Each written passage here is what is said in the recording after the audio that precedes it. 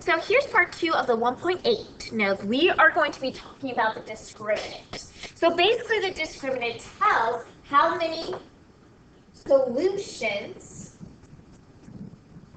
and what type of solutions we get, right? So here we have b squared minus 4ac. If that is greater than 0, that means we're going to have 2 real solutions. So notice here, we are using part of the quadratic formula, basically what was underneath the square root, to tell us about the real solutions or the imaginary. Okay, so then we have b squared minus 4ac. If that's equal to 0, we get 1 real solution. And we get b squared minus 4ac, and that is less than 0. We get 2 imaginary solutions. Now, we actually did one of each type here, okay? So when we did is greater than 0, we did 2 real solutions. That's what we got for example 1. So let's go back to that really quick. So notice when we did our b squared minus 4ac, we got 17. Since 17 was greater than 0, greater than 0, we got 2 real solutions. And those are negative 3 plus square root of 17 over 2 and negative 3 minus square root of 17 over 2. Those are still real solutions. Now, when we had b squared minus 4ac equals 0, we got 1 real solution. This was what we got for example 2. So we kind of go back. So notice when we plugged our negative 30 squared minus 4 times 25 times 9, that's our b squared minus 4ac. When we plugged that in, we got 0. So basically that equaled, and notice we only got 1 real solution, 3/5. Lastly, if our b squared minus 4ac is less than 0, we get 2 imaginaries. And that was example 3. So notice here what we got. When we did 4 squared minus 4 times negative 1 times negative 5, we got negative 4, which is less than 0. And notice that we got imaginary solutions here. Okay, so this kind of helps when we are trying to figure out, okay, what is happening here? Okay, so now let's go ahead and figure out the discriminant. Okay. Okay, find the discriminant of the quadratic equation and give the number of type of solutions of the equation. So we're going to try x squared minus 8x plus 7 equals 0. So the first thing we're going to do is identify our a, b, and c values. So we got a is equal to 1, b equals to negative 8, and c equals to 17.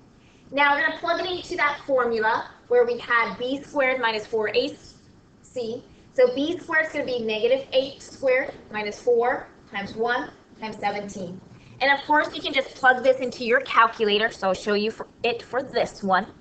So we have parentheses, negative 8 squared minus 4 times 1 times 17. And when we do that, we get negative 4. Okay? So, because we get negative 4, this is less than 0.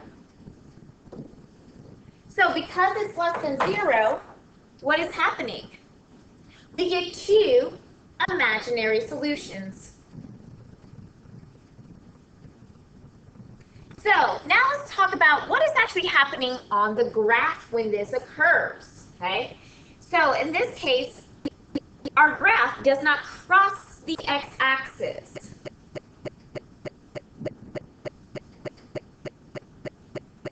Okay? So that means there are actually no x-intercepts. So what does this look like? So I'm going to kind of just draw a generic graph here. So when this occurs, basically you have your graph, and you will have your quadratic in any of the quadrants. So basically your quadratic could look like this. We could have it up here or facing it down in either of these 2 bottom quadrants, okay? Okay, now let's do the next one. Actually, what I would like to do is go ahead and pause the video and figure out the discriminant on B. Okay, let's see what you got. So our A value here is 1, B is negative 8, and C is 16. I plug that in, so I get negative 8 squared minus 4 times 1 times 16 You plug that into your calculator and we get 0. So remember, when we get 0 as our discriminant, we get one real solution. So what is happening on the graph when this occurs? Basically, our graph touches the x-axis, and we only have one x-intercept. So let's see what this looks like here. So let's say we just graphed a quadratic function, and we have something like this. Okay? So basically, it touches, and we only have one x-intercept. What else do you notice here, though? Yes, that x-intercept is also our vertex. Okay? So when we only get one x-intercept, that means that's going to be our vertex. And that's either going to be the maximum or minimum of our graph. Okay, let's go and try the next one. Go ahead and do C on your own, so pause the video.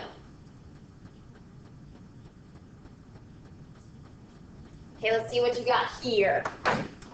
So we have A equals 1, B equals -8, C equals 15.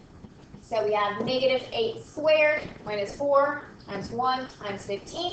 Plug that into your calculator, and we get 4 is greater than 0. Okay, so 4 is our discriminant. That is greater than 0. So what is happening is we get two real solutions.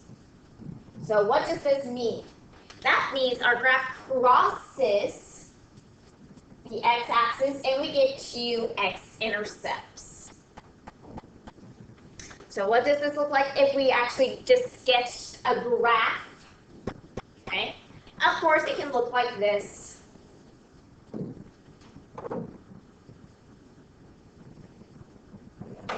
Okay, so now we're connecting how we solve with the graphing portion of our problems. Okay, make sure you watch the last part of the video for 1.8. This is where we're going to go over the word problem.